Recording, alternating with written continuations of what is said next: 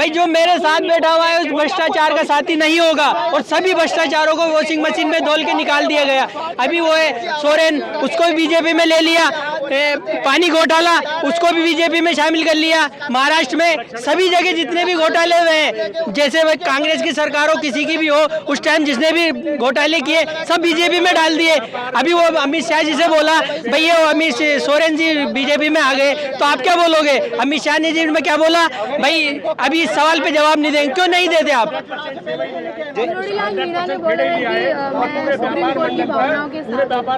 उनको क्या है, वो कभी कौन सी पार्टी में कभी कौन सी पार्टी में, उनके बीजेपी में अलग पार्टी बना ली, वो तो अभी बीजेपी में है ना, वो तो राय देंगे उनके साथ में। उनको अपनी सीट की प्यारी, उनको अपनी सीट भी तो प्यारी है, उन सीट को बचाने के लिए वो कुछ भी बोल सकते हैं। अब जब वोटिंग की टाइम आएगा तो वही बोलेंगे हम लोग SC ST वाले सब एक साथ हैं, हमें वोट दो, हम लोग SC ST के लिए काम करेंगे। सीट के बचाने के अर्जुन मेघवाल जी ने जो बोला, आपने बोला कल प्रेस कॉन्फ्रेंस करके बोला, तो अर्जुन मेघवाल जी ने क्या करा? बीजेपी में अपनी सीट प्यारी है, मैं हूँगा तो मेरी सीट प्यारी, सबको ऐसे लगता है। पर जब इलेक्शन का टाइम होता है तो ऐसे बोलते हैं हिंदू मुस्लिम सब भाई भाई, और फिर इलेक्शन जीतने के बाद में हिंदू मुस्लिम लड़ाओ जी। ये तो अंग्रेजों के टाइम से चल रहा है, फूट डालो राज करो। जो राजनीति क्या है, उस टाइम क्या था? उस टाइम गोरे अंग्रेज थे, इस टाइम काले अंग्रेज आ गए। फूट डालो राज की राजनीति चल रही है बस।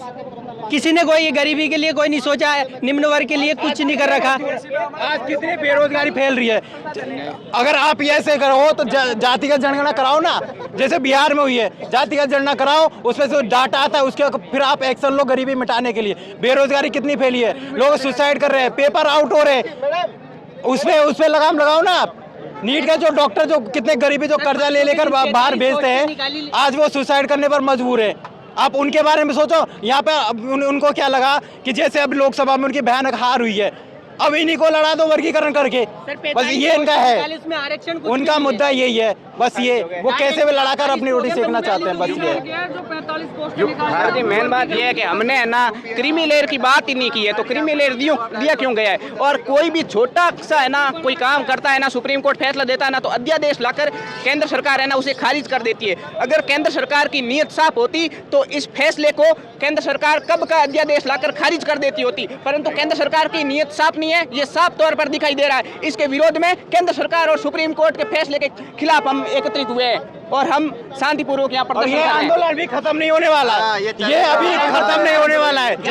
हाँ, ये आगे चलेगा और आगे और भी भयानक रूप से चलेगा यदि ये होश में नहीं आई तो। मुझे इसमें आगे कोई संशोधन नहीं किया गया। संशोधन तो अब ये उनके गेंद उनके पाले में है ना, उनको करना चाहिए। उनके देश के जो युवा है उनके SC ST OBC की भावना का उनको ध्यान रखना चाहिए। संघर्ष होगा फिर। अगर भैया सरकार ने अध्यादेश लाकर इस फैसले को खारिज नहीं किया तो हम इससे भी बड़ा आंदोलन करेंगे। पूरे भारत को एक दिन के लिए नहीं, 1 महीने के लिए, 1 साल के लिए बंद कर सकते हैं, ये याद रखना चाहिए उसे। भाई ये तो जातिगत जो आरक्षण की बात की जा रही, तो फिर जाति के आधार पर जनगणना करा लो ना, सीधी सी बात ये है। फिर जाति के आधार पर आप जनगणना कराते नहीं हो और बिना आपने डाटा के EWS को 10% आपने दे दिया है, और इधर शेड्यूल SC ST के कैटेगरी में आप किस तरीके डिवाइड कर रहे हो इसको? भाई इसका कोई डाटा तो हो, बिना डाटा के क्या हम इस तरीके से कर सकते हैं? और ये काम मैं समझता हूँ जहाँ तक है कि जुडिशरी का नहीं है, ये काम विधायिका का है, संसद का है। ये इस पर जो संसद है वो ऑर्डिनेंस लाएगी। या अभी देखो चिराग पासवान जी ने क्या कहा, चिराग पासवान जी ने लेटरल एंट्री के ऊपर तत्काल उसने ऑब्जेक्शन किया, अब देखिए 3 दिन में फैसला वापस हो गया। ठीक उसी प्रकार से जिस दिन ये समझ में आया गया SC ST के जो लोगों को, नेताओं को, अब ये आरक्षण केवल पिछड़े तबकों के लोगों का ख़त्म नहीं है, यदि ये यहाँ पर लागू होता है तो धीरे धीरे मैं कहूँगा कि विधायिका में भी लागू होगा। और वहाँ आप कहते हैं कि आज जो जज बन रहे हैं, जज बनने की क्या प्रक्रिया है? जज बनने की प्रक्रिया कॉलेजियम सिस्टम।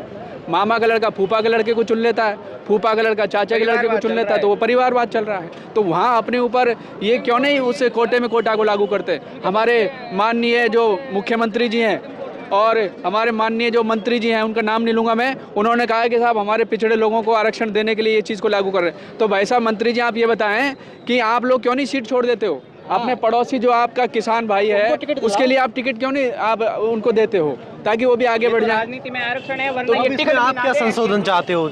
संशोधन यही चाहते हैं कि जो ये अभी कानून जो बनाया गया जो जज के माध्यम से, उसको वो पूरी तरह से वापस ले। अभी उन्होंने वापस नहीं लिया है इसको, सिर्फ ये ठंडे बस्ते में डाला है। जब भी इनको मौका मिलेगा, क्योंकि अभी चुनाव आ रहे हैं, महाराष्ट्र में चुनाव है और वहाँ पर इनकी दुर्गति होने वाली है, खुद इनके पार्टी के जो चंद्रबाबू नायडू वगैरह, नीतीश कुमार है और चिराग पासवान है, ये सब विरोध कर रहे हैं। क्यों कर रहे हैं वो?